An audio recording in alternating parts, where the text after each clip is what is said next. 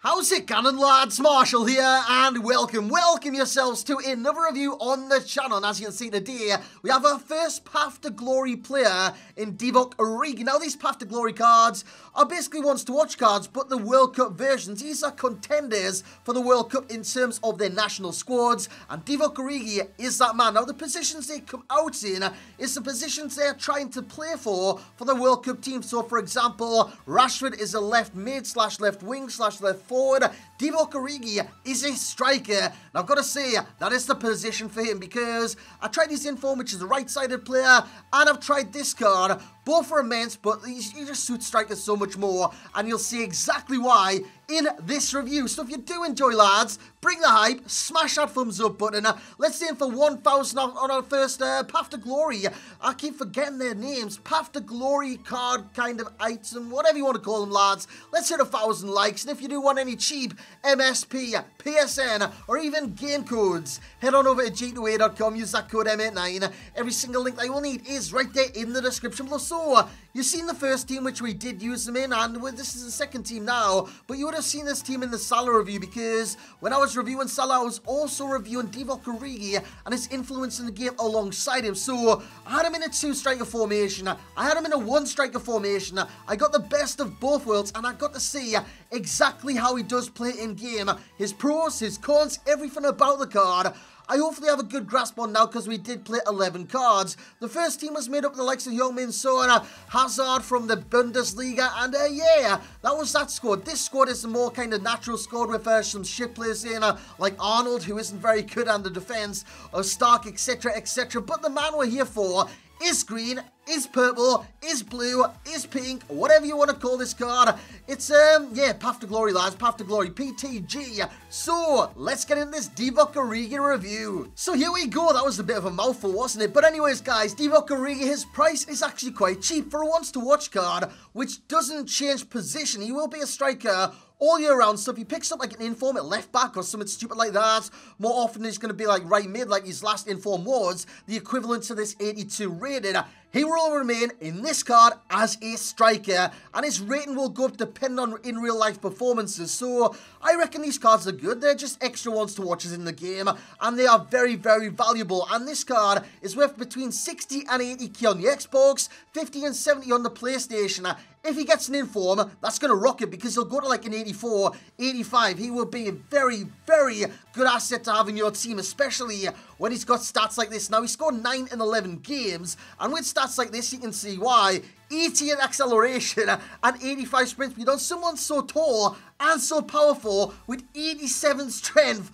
That is immense. He's like a freaking train. He really, really is. Shooting-wise, positioning, great of 88. Finishing of 87, shot power, which is the main factor in this card for, well, one of the main factors anyway in this card for me, 85 shot power. His long shots don't look so good on paper, 76, but you'll see exactly why the shot power overrules that in terms of certain situations, whereas his curve, in terms of passing, 61, and it does affect his shooting from time to time as well. The curve on the ball, he just doesn't generate it, so finesse shots with this card are deemed, it's inadequate, it really is, so don't go for the finesse shots with Divock Origi. This is what you want to do. Great skill from him, and I do go for the finesse shot, but it doesn't curl, and you'll see that in the replay. It was all about the power, and it's all about the goalkeeper positioning as well, because if it's not right and you throw the keeper off target, basically, I threw him with the skill, threw him with darts, and it's just a straight kind of shot with Divock Origi. It barely bent at all, so that's what you want to do. You want to, I don't know, use the power to your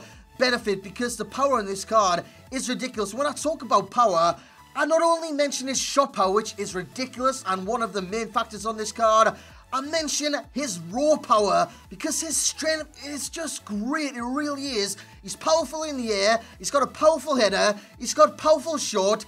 This guy is all about the power in terms of speed. He's got a powerful dribble as well, because he is very, very fast. Like I like him to before, he's a train. He really, really is. Flicks it up there, kind of falls to his favor. Bang! Back of the net. Easy as you like. So when it comes to the best stats on the card, you're looking at the sprint speed, 88. I can't kind of explain how good that is for the card, because normally with tall strikers, powerful strikers, they are quite lumbersome, they are quite slow, and they are quite lethargic in the way they play. Divock Origi it's like a breath of fresh air. He really, really is, because he's fast, he's strong, he's great in front of goal, even though, and I will explain this, his composure isn't great, which does affect his finishing and dribbling from time to time. I'll explain that in a short while. But in terms of the pros then, straight away, position. Like I said, with these ones to watch cards, or these World Cup, honestly, I don't know what to call these cards, but yeah, these Path to Glory cards, I'll stick with the PTG and stuff like that. These don't change position, so he will stay striker all year round, like I have already explained. That's a great thing for the card, because he's no winger. Yes, he's fast, but his height and all that, he's so much more usable in the centre of the field. Look at that header, man. That is how accurate he is in front of goal with his head. And if he can get in those positions, he's normally going to score.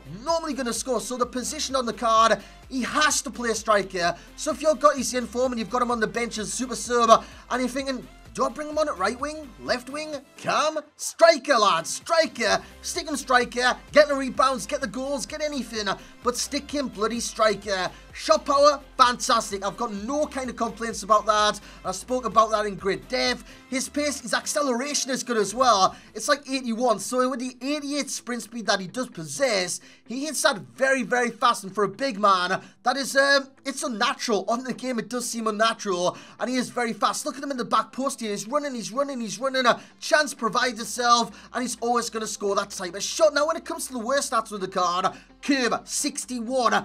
Don't go for the finesse strike, even though sometimes, like you've seen in clip 1, I went for the finesse shot because that's just like muscle memory, and it's what I would do in that situation with any player on this game. But don't go for that. Go for the power strike, and you will score more often than not. When it comes to long shots, that is one of the worst stats, 76. But as you've seen in game, it doesn't really seem to matter, because his shot power does seem to kind of override that from time to time. If you've got it on target and your shot power is very, very high, it's going to blast past the goalkeeper most of the time anyways. And when you're finishing this high inside the area, he's going to score. Strength, it's great. It really is. It's 87. And his aggression isn't in the orange. It's not in the red. It's in the green.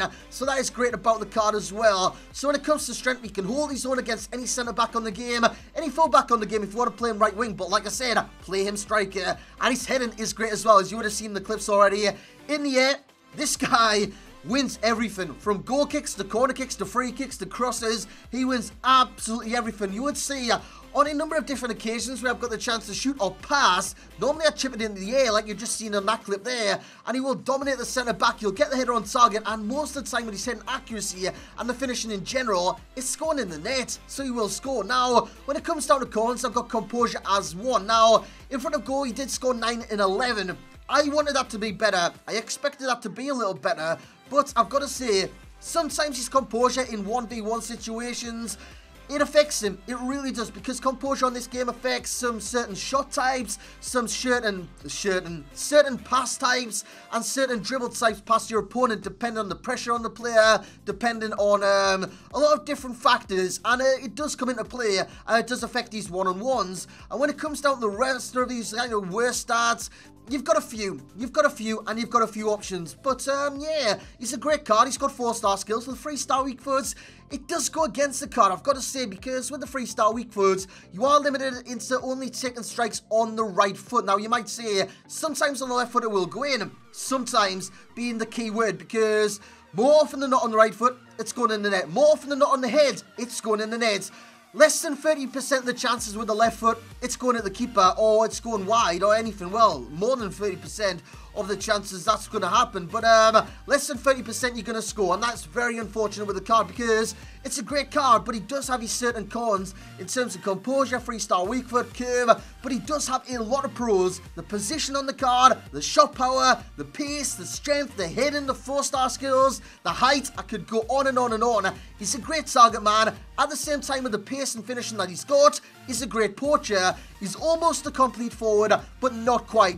He does have some flaws. So, an overall rating, he's going to get the rating of an 8.5. Very high for myself. And in value for coins as well, 8.8. You can't go wrong, lads. For 60 to 80,000 on the Xbox, 50 to 70 on the PlayStation. As a wants-to-watch item, which will just improve depending on in-real-life performances throughout the year, depending on which card he does get, and the type of card that he does get. It's a bargain. It really is. And I would stick with this card for a long time because not only is he good now, he's going to be good in the future. If he gets another inform, he'll be even better. And I'll just go on and on and on.